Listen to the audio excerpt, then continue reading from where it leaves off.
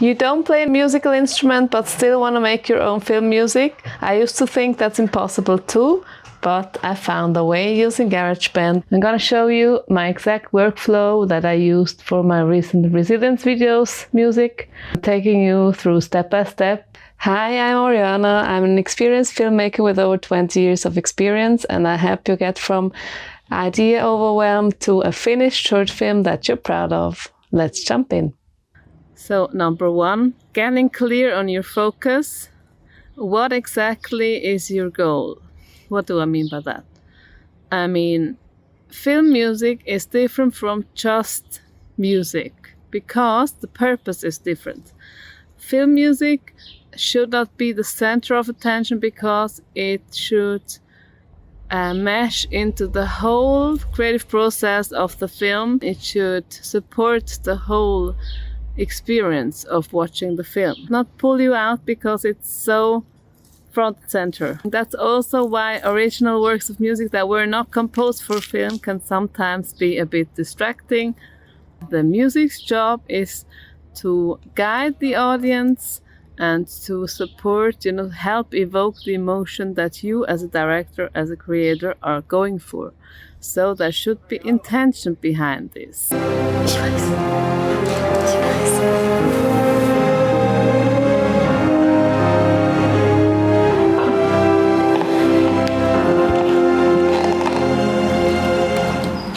How to go about this? There are a million different ways, but I suggest you start with which emotion am I trying to evoke in the audience for this particular scene or this track that I'm composing. And in the big films, they also have the big themes like Harry Potter and so on, James Bond. For one of the characters for All In specifically, for the old lady, we gave her a signature instrument that was only appearing in the score when she was on screen. So that's one example of how your intention in music can lead the audience.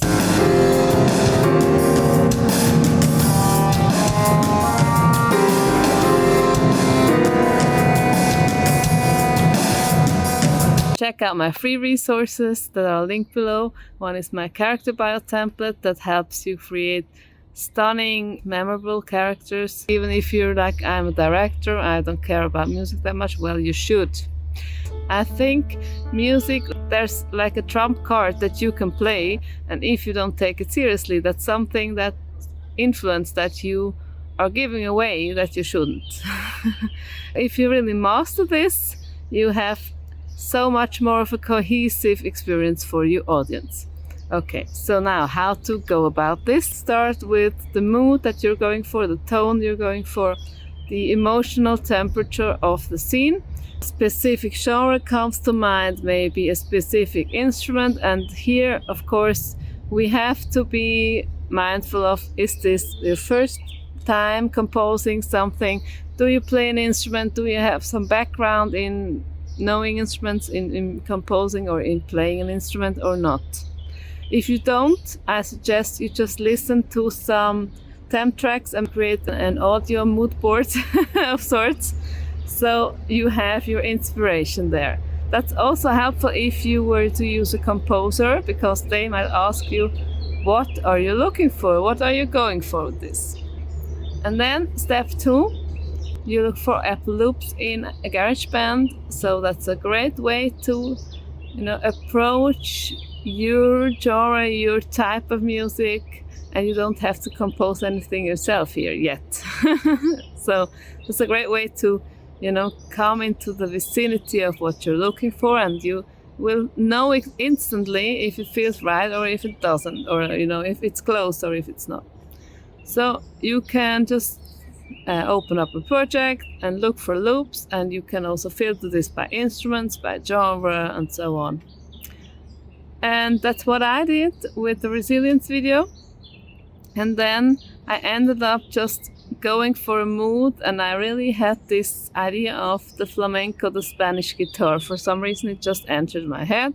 So I was looking for a loop that contained that, but I couldn't find one. So I figured, okay, I can also start with the rhythm section. So I just looked for a loop with a rhythm that I liked.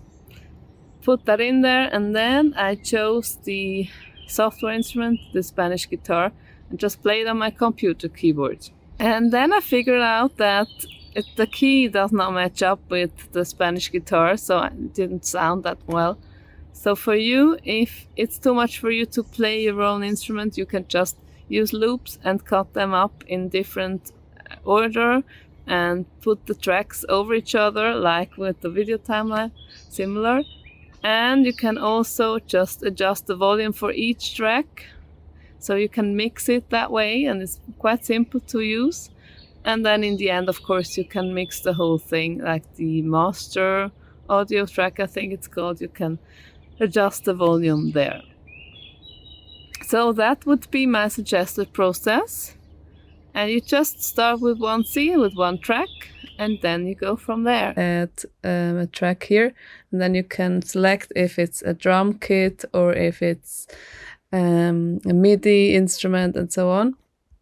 So what I've done, I've chosen software instrument and then create, and I'm not going to do that because I've already got a new one.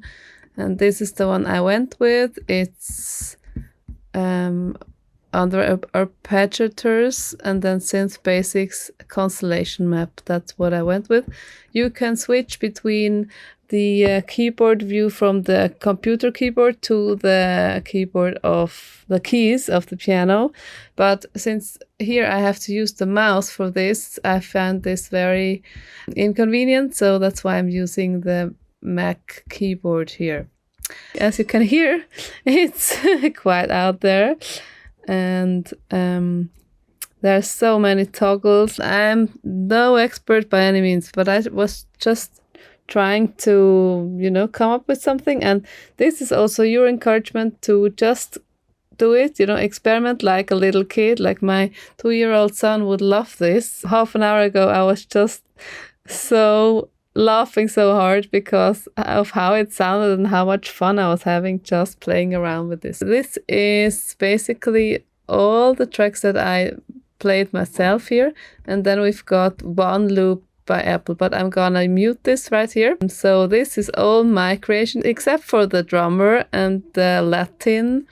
So you can also have a drummer that automatically accompanies your track. The editor, show the editor. That's basically how you can get it back here. Oh, here I can pick both, yeah. Freestyle. Okay, so I've got hip hop, boom bap, bluebird. Let's listen to this one. Again, solo. And I can also, as I'm playing, I can also, play around with those things here. That's what I'm gonna do now.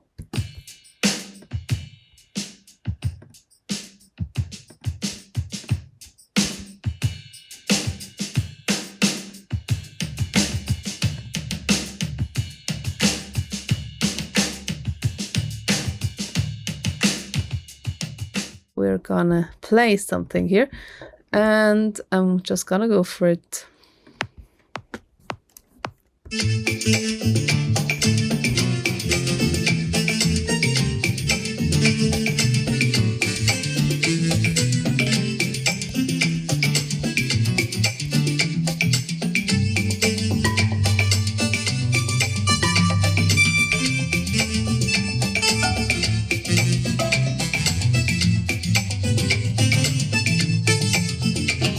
So here you can see which key on the piano it actually is. So this is C3, so it would be B2. It even says it's B2.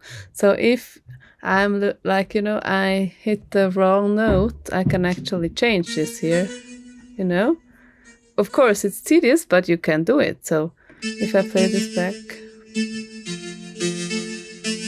The resilience video that was shot outside, and I really figured it needs some music because I wanted to make the audio quality better and also uplift the audience while they were watching this, because it was kind of a difficult topic. That are so inspiring to me, and we can go on a deep level of understanding, and that's a beautiful thing. So let me know if you have any additional questions, and also watch back the Resilience video now that you know the story behind the music, and comment below this video what you liked about it, what you want me to cover next time. If you use music that was scored for your project specifically by a composer or by yourself, it's unique to your project, so that's a really powerful thing. Of course, you also have the ability to train this musical muscle of yours, which also benefits your project in the end, because it's also about the process. There even might be a story in there for you. Like, I've tried my hand at something new. In this instance, it's composing. And what were my experiences? What were my frustrations? What was my aha moment? And you can even turn this into a story. If you've made it this far into the video, leave this secret emoji down in the comments. Also check out my free resources that are linked below. One is my character bio template that helps you create stunning, memorable characters. The other one is my free filmmaking story checklist. They are both completely free, and you can also check out all in the same link in the description. Thank you for being here. I'll see you in the next one. Until then, bye.